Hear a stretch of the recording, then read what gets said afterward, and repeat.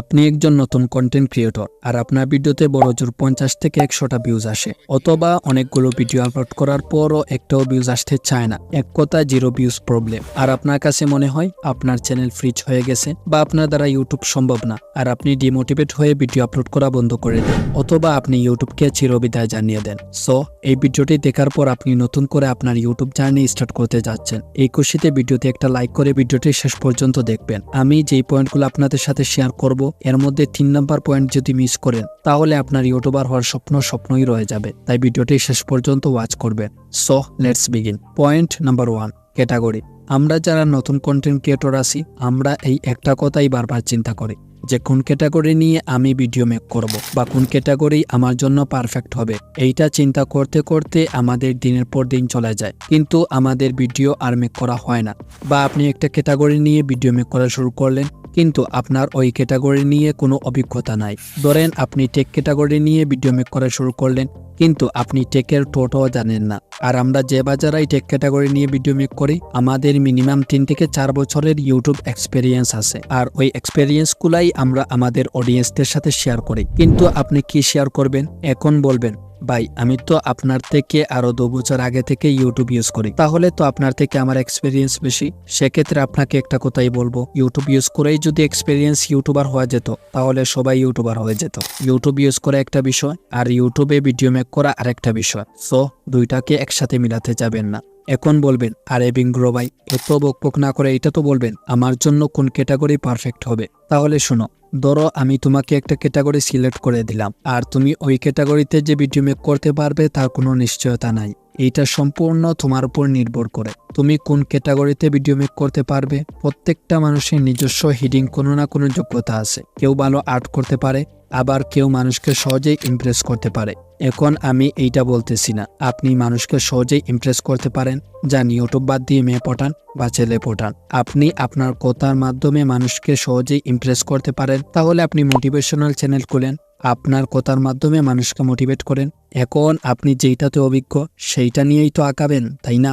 বা আপনি ভালো আর্ট করতে পারেন, তাহলে আর্টস চ্যানেল খুলেন। এখন আপনি বলবেন, ভাই আমি দ্রুত গ্রো করতে চাই, তাহলে আপনি এমন একটা ক্যাটাগরি সিলেক্ট করেন যেটাতে কম্পিটিশন একেবারেই কম। বা আপনি ইউনিক একটা ক্যাটাগরি সিলেক্ট করেন। ইউনিক ক্যাটাগরি বলতে যেটাতে মানুষ কাজ করে না, কিন্তু এইটার চাহিদা অনেক বেশি। ধরেন ইন্ডিয়াতে ক্রিয়েটররা এমন ক্যাটাগরি নিয়ে ভিডিও মেক করে যেই ক্যাটাগরিতে বাংলাদেশি চ্যানেল নাই বললেই চলে। আপনি চাইলে ওই রকম ক্যাটাগরিতে ভিডিও মেক করতে পারেন। Point number 2, trending news. দেখেন, একজন নতুন ইউটিউবার যখন অনেক কষ্ট করে ভিডিও মেক করে তারপর ওইটা ইউটিউবে আপলোড করে, আর ওই ভিডিওতে ভিউজ না আসলে সে অনেকটা ডিমোটিভেট হয়ে যায়। একটা নতুন চ্যানেলে ভিউজ আসবে না, এইটা স্বাভাবিক একটা বিষয়, কারণ ইউটিউব হলো বিশ্বের মধ্যে সবচেয়ে বড় ভিডিও শেয়ারিং প্ল্যাটফর্ম। তাই একটা নতুন চ্যানেলকে গ্রো করতে অনেক স্ট্রাগল করতে হবে।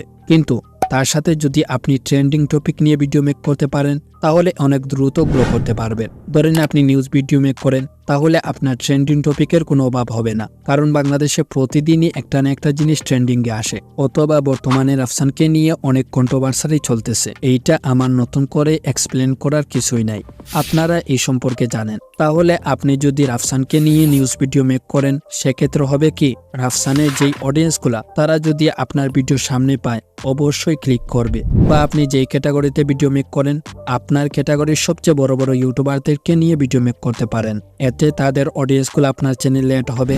লাইক আমাদের টেক কমিউনিটির ইন্ডিয়ান একটা চ্যানেল ডেকোডিং ওয়াইটি, এই চ্যানেল সম্পর্কে তো আপনারা জানেন। ডেকোডিং ওয়াইটি তার ফার্স্ট ভিডিও এলগ্রোকে নিয়ে করে, এতে এলগ্রোর অডিয়েন্সগুলা ডেকোডিং ওয়াইটি চ্যানেলে অ্যাড হয়ে যায়।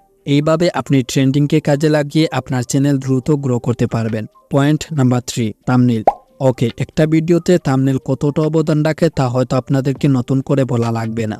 আপনি যতই কোয়ালিটিফুল ভিডিও মেক করেন না কেন, অডিয়েন্সরা আপনার থাম্বনেইল দেখেই আপনার ভিডিওতে ক্লিক করবে। তাই অবশ্যই থাম্বনেইল প্রফেশনাল করতে হবে। শুধু প্রফেশনাল হলেই হবে না, অবশ্যই ক্লিকেবল হতে হবে। এখন আপনি প্রফেশনাল করতে গিয়ে আপনার থাম্বনেইলের টেক্সট বা অন্যান্য জিনিস দিয়ে ভরে ফেললেন, ভাই এইটা থাম্বনেইল, ঘরের বউ না। ঠিক আছে, হ্যাঁ। ধরেন আপনি আপনার থাম্বনেইলে অতিরিক্ত টেক্সট ইউজ করছেন, অডিয়েন্সরা কি আপনার ভিডিওতে ক্লিক করবে? ওকে, এই বিষয়টি সহজভাবে এক্সপ্লেন করি। আপনি যে আপনার থাম্বনেইলে অতিরিক্ত টেক্সট ইউজ করছেন, অডিয়েন্সদের কাছে কি এত সময় আছে আপনার টেক্সটগুলো সময় নিয়ে পড়ে তারপর ভিডিওতে ক্লিক করবে? একদমই না। আপনি জাস্ট আমার এই থাম্বনেইলটি দেখুন, অনেক শর্ট টেক্সট এবং অডিয়েন্সটা যখন এইটা দেখবে, টেক্সট শর্ট হওয়ার কারণে এত কিছু চিন্তা না করে সাথে সাথে ভিডিওতে ক্লিক করবে। টেক্সট শর্ট হওয়ার পাশাপাশি টেক্সটে এমন কিছু লিখবেন যাতে করে অডিয়েন্সদের মনে একটা প্রশ্ন ক্রিয়েট হয়, আর এইটা দূর করার জন্য আপনার ভিডিওতে ক্লিক করে। Point number 4, title. থাম্বনেইলের পাশাপাশি টাইটেলও কিন্তু অনেক গুরুত্বপূর্ণ। অনেকেই আছে টাইটেলে ভিডিওর সমস্ত ডিটেলস দিয়ে দেয়, এইটা একদমই করবেন না। টাইটেলে যদি ভিডিওর ডিটেলস দিয়ে দেন তাহলে কি মনে হয় অডিয়েন্সটা আপনার ভিডিওতে ক্লিক করবে? অবশ্যই না। আপনার টাইটেল এমনভাবে লিখবেন যাতে করে অডিয়েন্সদের মনে একটা কিউরিওসিটি জাগে আর তারা আপনার ভিডিওতে ক্লিক করে। এখন আপনি বলবেন এমন টাইটেল কিভাবে লিখব? এমন টাইটেল লেখার জন্য আপনি চ্যাটজিপিটির হেল্প নিতে পারেন। তাই গুগলে সার্চ করবেন চ্যাটজিপিটি, তারপর লগ ইন করে নেবেন।